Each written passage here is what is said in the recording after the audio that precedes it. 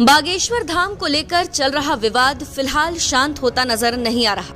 कोई बागेश्वर धाम के पीठाधीश्वर धीरेन्द्र कृष्ण शास्त्री का विरोध कर रहा है तो कोई धीरेन्द्र शास्त्री का समर्थन भी कर रहा है। इस विवाद में राजनीतिक दलों के नेता भी बयान देने लगे। कई बीजेपी नेता और हिंदू संगठन शास्त्री का समर्थन कर चुके हैं। इसी क्रम में अब सुभासपा के अध्यक्ष ओम प्रकाश राजभर का भी बयान सामने आया।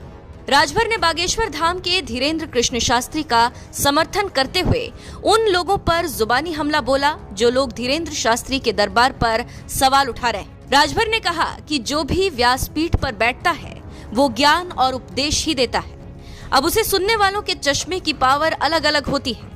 कुछ लोग उसमें बुराई ढूंढते हैं तो कुछ लोग उससे सीख लेते हैं। दरअसल बागेश्वर धाम के धीरेन्द्र कृष्ण शास्त्री को लेकर विवाद तब शुरू हुआ जब नागपुर की अंधविश्वास निर्मूलन समिति के सदस्य श्याम मानव ने बागेश्वर धाम सरकार के दरबार को डर का दरबार बताते हुए बाबा पर धर्म के नाम पर लोगों को गुमराह करने और अंधविश्वास फैलाने का आरोप लगाया।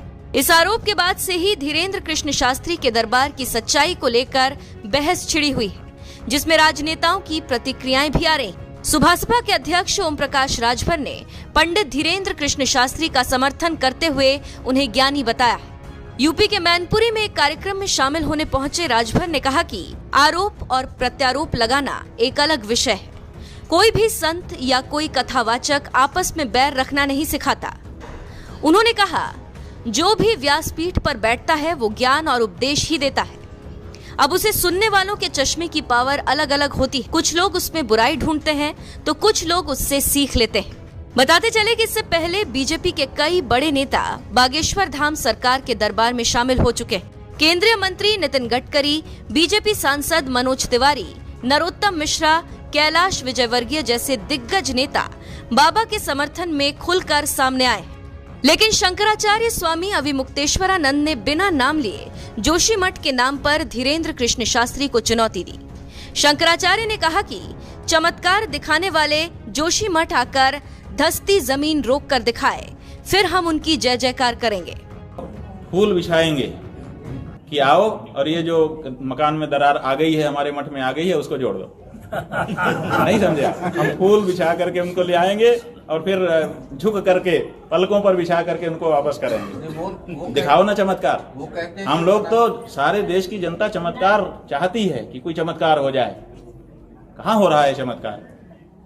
एक नारियल जो पहले से हम लाए हैं उसमें से हम चुनरी निकाल दें, कौन सा? अच्छा मान लो चुनरी नहीं, उससे सोना निकल जाए गोला, उससे जनता का क्या भला होगा? तो जो चमत्कार हो रहे हैं वो जनता की भलाई में अगर उनका कोई विनियोग हो तो हम उनके जय जयकार करेंगे, नमस्कार करेंगे, और नहीं तो ये चमत्कार जो है छलावा है, इससे ज्यादा कुछ नहीं। वहीं दूसरी ओर धीरेन्द्र कृष्ण शास्त्री ने खुद को चमत्कारी बताया ही नहीं। उनका कहना है कि सनातन धर्म का प्रचार करना हमारा मौलिक अधिकार है। हम अपने धर्म का प्रचार कर रहे हैं। शास्त्री के निशाने पर ईसाई, मिशनरी और वामपंथी हैं। उनका कहना है कि सनातन धर्म को बदनाम करने की साजिश चल रही है। वहीं बाबा पर आरोप लगाने वाली संस्था का कहना है कि उन्होंने उसकी चुनौती स्वीकार नहीं की और नागपुर से भाग गए। इस पर बाबा ने कहा कि जब वे नागपुर में थे तब वे लोग क्यों नहीं आए। बहरहाल धीरेन्द्र कृष्ण शास्त्री को लेकर आपका क्या कुछ कहना है? अपनी राय हमें कमेंट कर जरूर बताएं।